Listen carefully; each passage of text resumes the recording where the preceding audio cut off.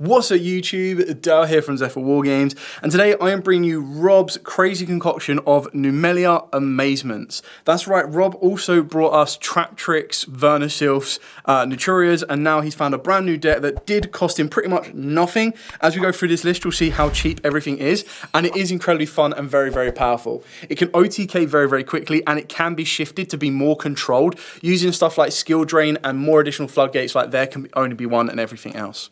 So with all of that out of the way, please smash that like button, hit that notification bell, and subscribe for some very more spicy and unique profiles. So we're going to start off with the Numleria cards, and the way that Rob's laid this out is how you want to start and what you're ideally going to end for. So your main starters of the deck is going to be your Dreaming Numleria alongside your Sweet Dreams Numleria. Pretty much, your Sweet Dreams will get you to Numleria, and once you kind of get Numleria into your extra deck, face up, you'll get additional effects to push off with. So your Dreaming Numleria in the Pendulum Zone is once per turn during your main phase you get to place one Numleria continuous spell from your deck or graveyard face up on the field. And if you do, you add this card to your extra deck. So the card you're going to be placing is your Dream Tower of Princess Numleria. It cannot be normal summoned or set, and it must be special summoned from your face-up extra deck by having no cards in your extra deck, which is absolutely easy with cards like Extrav and the generic kind of playstyle of the Numlerias. They easily send cards from their extra deck to set cards, search cards, you name it. So it's very, very good, very, very consistent. The one thing you've got to keep in mind is when you use its Pendulum effect, you can't special summon Numleria that turn. However, on top of that, when you do get your next turn, so ideally first turn you're setting up your Dreaming Numleria in your extra deck, you're going to burn through your extra deck, and then during the next turn, you special summon out your Dreaming Numleria. And then if it is special summoned, for every 3 of your face down banished cards, so at least 15, you get to banish up to 1 card from your opponent's field and or graveyard. So a banish 5, and then shuffle 1 face down banished cards in your deck for each card you banished. So for every 5 you banish, you're going to put 5 more back so you can recycle and go again. There are cards in the deck that will put this back into the extra deck for you, so it's very, very easy. And then you've got loads of cards that can get this out of your extra deck once it has nothing more. So you can special summon it face up from the extra deck by having no cards in your extra deck, and that's how you're going to get it to the board. Then, of course, the other starter is Sweet Dreams Numleria. So you add a Numleria monster from your deck to the hand, and then if you have Dreaming Numleria face up in your extra deck, your opponent cannot activate cards or effects this turn when a Numleria monster is normal or special summon. Now, it's cards completely, so that means there's no Imperms, there's no Ashes, no Veilers, you name it, they completely lock you down, which is absolutely insane.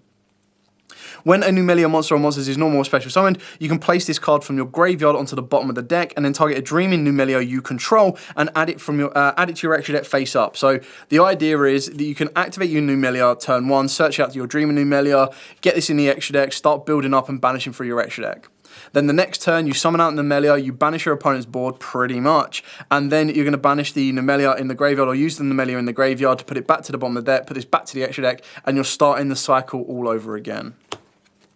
Then the Dreaming Tower of Princess Numleria. This is absolutely insane. So this is how you can kind of banish more cards from your extra deck and start to get your boss monsters back out of the deck. Another core component is the brand new cone, and the reason that the cone is so good, so the Reveille, is for the pure fact that it can help get you into your trap cards, and we'll talk about that a little bit later on. So the Dream Tower is you get to banish 2 face down cards from your extra deck, and then you get to add 2 level 10 beast monsters with different names from your deck to the hand. Previously there was only 2 targets. Now, because of the brand new, basically the ice cream cone and the cone itself, you're going to be able to get into 2 brand new level 10s, which helps you get even more consistency and even more boss monsters to play around with. On top of that as well, you can't special summon monster from the extra deck you turn you activate its effect except Pendulum monsters. You don't really care about that because you're going to be burning through your extra deck anyway. And then, if it wasn't enough, if a Numleria monster or monsters you control would be destroyed by battle or card effect, while you have it Dreaming Numleria face up in your extra deck, you can banish 1 face down card from your extra deck instead. So again, it's just ways of being able to protect yourself, and quite like Rob said, it's like a Toon Kingdom. Then, of course, the new Revealer. So, obviously, this is the brand new common boss monster, and then we do have a brand new super boss monster. But if this card is in the hand or graveyard, you get to banish 3 cards from your extra deck face down and special summon this card. You can't special summon monsters from the extra deck to turn you activate this effect. Doesn't matter, except Pendulum monsters. You get to send one other level 10 beast monster from your hand or face up on the field to the graveyard to set a Numleria trap directly from your deck. So this one is then going to set your Numleria Louvre. Now, by able to get into this, you get to special summon a Numleria monster or a level 10 beast monster. So it is generic in that sense. If you wanted to, you could play some other level 10 beasts from your deck in defense, but return it to the hand during the end phase. You can banish this card from the graveyard to target a face-up monster your opponent controls. It loses 100 attack and defense for each of your currently face-down banished cards. So it's very easy, and the fact that it adapts the attack stats means you can do it during the damage step, and even with your boss monsters being strong enough as it is, if you need to get past a boss monster, you can do it. If they're trying to beat over one of your monsters with a little bit lesser attack, you can deal with that as well. And then the other brand new card is the Ice Cream. Basically, this card is absolutely insane. So it gains 100 attack for each face down card in your extra deck. So obviously counteractive with what you're trying to do, but its effect on summon is what makes it insane. If this card is in the hand, you can target one monster you control, place it on the bottom of the deck, and if you do, special summon this card. If this card is special summoned, so whether it's summoned via its own effect or through the Numleria trap, you get the ability to do one of the following. Either add a Dreaming Numleria from your deck to your face-up extra deck. So if you haven't been able to see it with your 6 routes to it, you do have another way to do it through this. Or, non-target, change one other face-up monster on the field to face-down defense.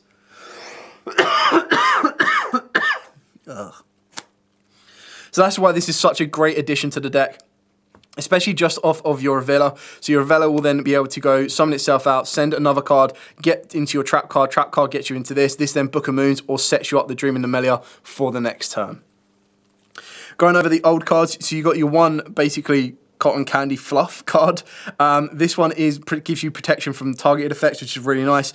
And if you have a face-up pendulum monster in your extra deck, you get to special this card from the hand for free. So a free level 10 boss monster. You can only special summon it once per turn, otherwise you're just going to keep special summoning it. When your opponent activates a card or effect that targets a Numleria card or cards you control while you have Dreaming Numleria face up in your extra deck, quick effect, you get to banish face down one card from your extra deck and to negate that activation. So again, just more ways to protect and get rid of that extra deck.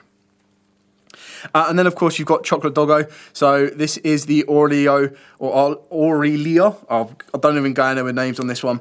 If you have a face-up pendulum monster in your extra deck, again, you get to special summon it for free. This is your bigger boss monster, as it is the 2500 base, and the only other one that is 2500 attack is your Cone. You can only special summon it once per turn, and then if you have Dreaming Numleria face out in your extra deck, you get a quick effect to banish a face down from your extra deck, one card to gain 500 attack for each monster your opponent currently controls, so it becomes an insanely powerful boss monster. Moving on to the next engine in the deck, and this is basically your normal summon engine, so if you wanted to switch it up, change it up, do it a little bit differently, you could look into stuff like Ra Sphere mode. And I know instantly you're going to be like, well, hang on, how do you deal with Ra Sphere mode? Well, quite thankfully, this one is non-target Book of Moons, so you can get away with it by flipping it face down and then destroying it by battle, or just popping it while it's face down. So the normal summon engine that Rob's chosen to go with is the Amazement engine. So yeah, this can be your board-breaking normal summon engine. It's entirely up to you. Basically, he's committed 10 cards to this engine. He's also got 10 hand trap, well, technically 6 hand trap engine as well. It's entirely up to you on how you want to build it. So free comic card, and to get to your comic card and your trap card, you've also got free Amazing Ticket. And then, of course, for the trap cards, you've got 2 Horror House, which is basically your Book of Moon, or you can target an effect monster your opponent tries and negate its effects. And then, of course, you've got the Field Train, which makes your opponent banish the monster equipped to it until the end phase, or you can change the your monster to defense, and then your opponent chooses an attraction trap in your graveyard and sets it to your field. So you'll be able to recycle these cards from the graveyard.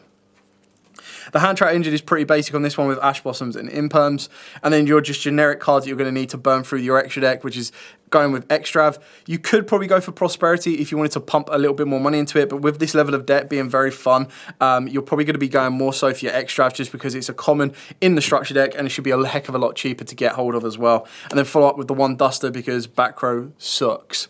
Like we said at the start, if you wanted to make this more of a control build, then you could also swap out your 10 card engine of Comicas and start looking into stuff like skill drains. And the reason you'd go for skill drains is just because you have massive boss monsters, and then on on top of that as well, you're playing around with fairies and beasts. So you could, if you really, really wanted to, start working on something like a Tikaboo, but that's if you're that desperate for a floodgate at locals and you're like, okay, well, my Tikaboo will actually do what it needs to. Other than that, you can also stick to rivalry. You've got darks and lights, so you kind of want to be focusing more on the beast effect. It just means you wouldn't then get the Comica, and that's where you'd swap your Comica out for that engine. So there's definitely a lot of space for creativity and adaptability in this as well, which is what makes it so good. It's kind of just highlighting how cool the Numelias are now with the brand new support that came out in Dune. And it's one of the ones where if you picked up the first wave of support, you might as well pick up the second one. The extra deck is pretty much just a cookie cutter of whatever you want it to be. So he's gone with Underworld Goddess, Top-loaded Zero Boros, Boral Sword, Boraload, Avramax, BLS Soldier of Chaos, Unicorn, Phoenix, Donna, Geonator, Transversa, IP Masquerina, Nightmare Cerberus, and then free Lingaribo. Now, obviously, you extra deck lock yourself. You can only special summon out Pendulums. So the only one you're really going to want to worry about is something like Lingaribo if you get Ibly locked. If there's no Iblys running around your locals, then you're pretty much just playing generic cards that there might be those odd niche times where you're like, oh, maybe I want to try and keep this card here. Maybe I want to do, like, maybe I'm going to need a Phoenix or a Cerberus or something a little bit later on. But ultimately, they're not massively needed. And if you really, really want to, you can go for a rank 10 engine. But again, like you said, once you're special summoning monsters, you're pendulum locking yourself. So you kind of don't want to be putting yourself in that position until the next turn comes around. They also get new support in the next set as well, which is a pretty powerful trap card. So if you control another Numleria card, you can banish up to 3 cards from your extra deck face down, except Dreaming Numleria, to activate the effect. You add a Numleria card from your graveyard to the hand, so you get recyclability. Any damage you take this turn is halved.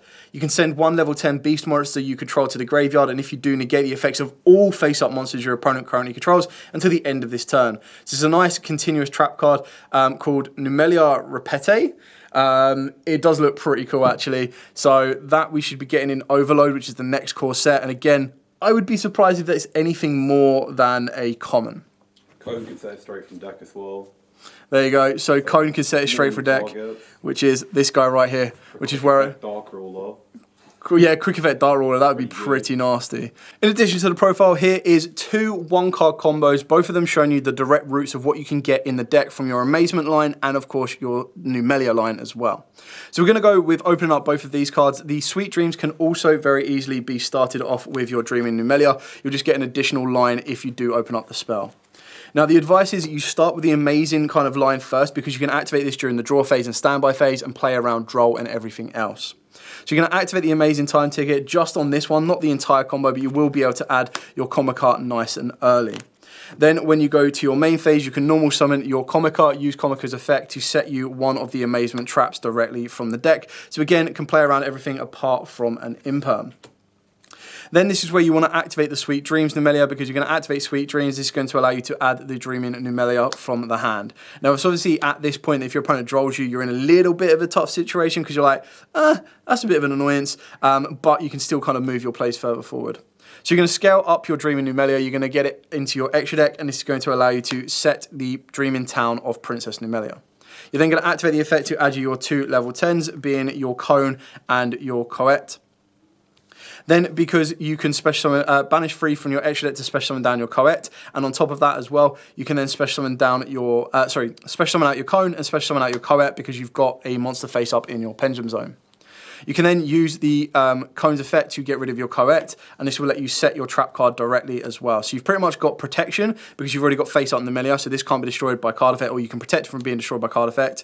You've either got your Frill Train, or you've got your Horror House, and then you've got the Numleria Louvre, which will give you the ability to get access to your Book of Moon during your opponent's turn, and if these are threatened by being destroyed by battle, you can banish this from the graveyard, give them a bit of a buff stack, and then cause your opponent a bit of issues. So it's a nice little bit of a wall to get through.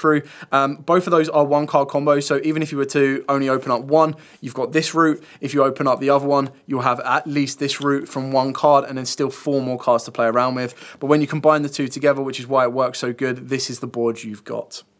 Anyway, thank you so much for watching. Any questions at all, by all means, please put them in the comments down below. Be more than happy to answer them for you. This is just something a little bit different, a little bit unique, and I thought it'd be something pretty cool to show you and showcase so you can see what the Numelias can do, and then your flexible engine of the Amazements, to whether it be board breakers, whether it be deck builders, you name it, you've got the options for it.